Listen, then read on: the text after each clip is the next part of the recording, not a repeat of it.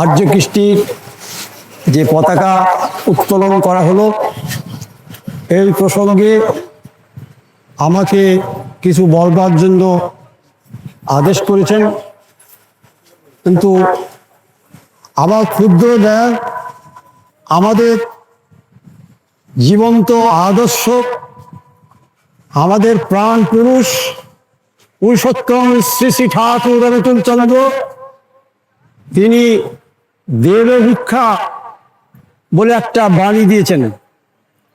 তিনি বলেছেন, ওদের ভিক্ষা দাও, ঝাঁঝারা ঝঞ্ঝার পিশাচি জিম্মন শুরু হয়েছে, বাতুল ভূমি দেহুর স্বার্থে কলঙ্ক কুটিল ব্যবচ্ছেদ সৃষ্টি করতে আরম্ভ করে দিয়েছে। প্রেত করেন্দ্র করিস কৃষ্টিকে আবেদনিত করে তুলেছে। অবদলিত কৃষ্টি অদস্য অশ্রুপাতে ভিখারির মতো ভবনের উদ্যমান। কে আছে আমার রাজ্য আত্মদেশঙ্কার, তাকে মানুষ ভিক্ষা দেবে, অর্থ ভিক্ষা দেবে, সব হৃদয়ে সবটুকু দিয়ে সেই দিনোজ্জ্বল প্রচেষ্টাকে সার্থক করে তুলতে যদি কেউ থাকো, ওদের ভি ধুরন্ধর নিরাশী নির্মাণ উৎসর্গকৃত প্রাণ, এসো আত্মাহুতি দাও। জীবন নিংড়ানোর যার কিছু সংগতি, তাকে দিয়ে সার্থক করে তোলো। নিজেকে বাঁচাও, অন্যকে বাঁচাও, দেশকে বাঁচাও, আর বাঁচাও আর্যস্তরণ্য দায়িনী পরমে পবিত্রা ভিখারিণী মাতা ভারতবর্ষকে। ধন্য হও, নন্দিত হও, ঈশ্বরের আশীর্বাদকে মাথা পেতে লও।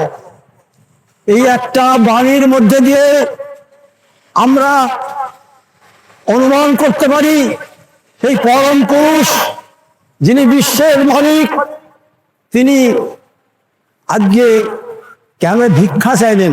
ভারতবর্ষ আর্যস্থান, আর্যস্থান পিতৃস্থান, উচ্চ সবার পূজ্যমান আমরা আহ্বানী দিয়ে ঠাকুরের দিই। এই আর্যস্থান পিতৃস্থান উচ্চ সবার পূজ্যমান, তা সেই আর্যস্থান আজ অবদলিত কৃষ্টি। আর্য কৃষ্টি আজ অবদলিত, নিষ্পেষিত, নির্যাতিত।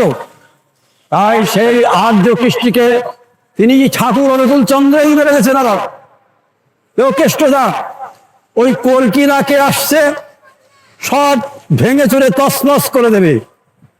আর্য কৃষ্টির প্রতিষ্ঠা করবে সে, কিছুই নষ্ট যাবে না। তাই আজকে এখানে যে প্রচেষ্টা, আমাদের এই সীমিত লোকপুখা, সীমিত আদর্শ প্রাণ মানুষের প্রচেষ্টা, আজকে সেই দিনের জল প্রচেষ্টাকে সার্থক করে তুলতে, তা সার্থক করে উঠবেই, কারণ তিনি করিয়ে নেবেন। আজকে দেশের যে অবস্থা, ভারতবর্ষ ধর্মের দেশ, ধর্মের সিংহাসনে আজ ছয় চাকরি কপট বদমাইশ আজ দেশটাকে তছনছ করে দিচ্ছে। সেখানে কোনো আদর্শ নেই। আর্য কৃষ্টির মূল জিনিস হচ্ছে জীবন্ত আদর্শ। তাই ঠাকুর সত্যানুসরণের প্রথম কথায় বললেন, ভারতের রাজনীতি তখন থেকে আরম্ভ হয়েছে। কখন থেকে? যখন থেকে ভারতবাসীর কাছে অমুক্ত ভগবান অসীম হয়ে উঠেছে, ঋষিবাদ দিয়ে ঋষিবাদের উপাসনা আরম্ভ হয়েছে। আবার বলছেন, ভারত যদি ভবিষ্যৎ কল্যাণকে আবাহন করতে চাও, তবে সম্প্রদায়গত বিরোধ ভুলে জগতের পূর্বপূর্ব গুরুদের প্রতি শ্রদ্ধা সম্পন্ন হও, আর তোমার মূর্ত জীবন্ত গুরু বা ভগবানে আসক্ত হও, অ্যাটাচড হও, আর তাদেরই স্বীকার করো যারা তাকে ভালোবাসে। কারণ পূর্ববর্তীকে অধিকার করিয়ায় পরবর্তীর আবির্ভাব। তাই আমাদের সৎসঙ্গে আমাদের এখানে যে উপস্থিত আপনাদের বিষ্ণুপদ ঘাটি বলে একজন ছিলেন, আমার নৈহাটির, উনি গান গাইতেন, জাগো জাগো যাবে আর্য ভারত যাবে, বিশ্ব মানবে যাবো, আজ ডাক এসেছে পুরুষোত্তমের অনুকূল দরবারে, জীবনের যত হিসাব নিকাশ দিতে হবে আজ তারে। জীবন্ত ঋষিবাদ দিয়ে আজ ঋষিবাদের দেশনা, তাই তোমাদের জীবনে আজি পিশাচের আরাধনা। তাই পিক ও হিত পেপে রাজিকে ব্যক্তিগত প্রাণ, আর সেবার বাবের রাজনীতিদের সদন পেছন টান। তাই হাহাকার আমি এনেছি মোরা মানুষের ঘরে ঘরে, তাই ডাক এসেছে পুরুষোত্তম অনেকের দল বাড়ি। তাই আজ তার ডাক, আজকে এখানে যে সীমিত সংখ্যক মানুষ সেই কাকে ভালোবেসে তার আদেশ মাথায় নিয়ে এগিয়ে যাচ্ছে চলেছে সেই কৃষ্টিকে জাগ্রত করে ফেরার জন্যে, পুনর্জাগরণের জন্য।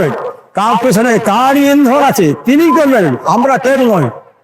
তাই আজকে কি আমাদের জীবন্ত আদর্শকে গ্রহণ করে আমাদের এগিয়ে যেতে হবে। আমার আদর্শ ঠাকুর রবীন্দ্রচন্দ্র তারই কথা বলছি, আমি আমার কথা বলছি না। তিনি বলেছেন এই কলকিরাটি আসছে, সব ভেঙে চিরে তছনছ করে দেবে। তো আজকে সেই সময় এসেছে। আজকে এই দিনে আজের মানে বিভীষিকাময় পরিস্থিতিতে এই সীমিত সংখ্যক মানুষের প্রচেষ্টায় তার পেছনে আছেন সেই ভগবান, সেই পরমেশ্বর।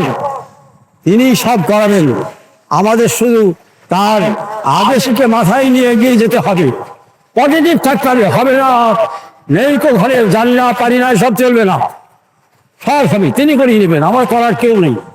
আর এই আর্য কৃষ্টির মূল হচ্ছে বর্ণাশ্রম, চতুরাশ্রম, সুবিবাহ, সুশিক্ষা, এইসব জিনিসকে দাঁড়িয়ে তুলতে হবে। আপনি বললেন যে এই ভারতবর্ষের এই দুর্নীতি, দুর্ব্যবস্থা, এই দুরবস্থাকে পরিত্রাণ করতে হলে তিনটে জিনিসের উপরে দাঁড়াতে হবে। একটা বলেন প্রপার ম্যারেজ, দ্বিতীয় proper education, third proper occupation. আমাদের সেই দিকে দৃষ্টি দিতে হবে। আমরা সচ্ছল রয়েছি, আমরা অনুলোম প্রতিলোম কিছুই মানছি না, যার যেখানে বিয়ে দিয়ে দিচ্ছি, আমরা ঋত্বিক হয়ে বসে আছি, তা নয়। আমাদের যেতে হবে সেই প্রভাব, সেই দেশবন্ধু চিত্তকে ঠাকুর রবীন্দ্রচন্দ্র বললেন, দাসবা আগে মানুষ তৈরি করুন, তারপর স্বাধীনতা। তাহলে স্বাধীনতা কে রক্ষা করবে? তার মানুষ তৈরি করতে হলে আমাদের সেই proper marriage, proper education, proper occupation, বর্ণাশ্রমকে মানতে হবে। তবেই আর্য কৃষ্টির প্রতিষ্ঠা হবে। এই আর্য কৃষ্টির প্রতিষ্ঠা করতে আমাদের এই যে নবহিমায়তপুর আশ্রমে আমাদের যিনি পরিচালক শ্রদ্ধ বিভাস অধিকারীদা, তিনি সচেষ্ট হয়ে উঠেছেন। তিনি আর্য সেবক সংঘ সৃষ্টি করেছেন, আর্য মহাসভা সৃষ্টি করেছেন, একাই করে চলেছেন। তার পিছনে একটা দুটো পাঁচটা করে আপনাদের প্রচেষ্টা, আপনাদের সহযোগিতা যদি থাকে, আমরা অচিরেই আর্য ভারতবর্ষ আবার শ্রেষ্ঠ হবে। ভারত আবার জগৎ সভার শ্রেষ্ঠ আসন হবে, ধর্মে মহান হবে, কর্মে মহান হবে। এই আমার আর কিছু বলার নেই। আমাদের সবাইকে আমরা যারা বিভাগদা অনুসরণ করে তার যে প্রচেষ্টা, আর্য কৃষ্টির প্রতিষ্ঠা, সেই ভারতবর্ষকে রক্ষা করার ঠাকুর যে আহ্বান, দেবভিক্ষা, সেই তাতে আমরা যেন আমাদের জীবন দিয়ে আমরা সহযোগিতা করে এগিয়ে যেতে পারি। জয় মা গায়ত্রী, বন্দে কৃষ্ণ।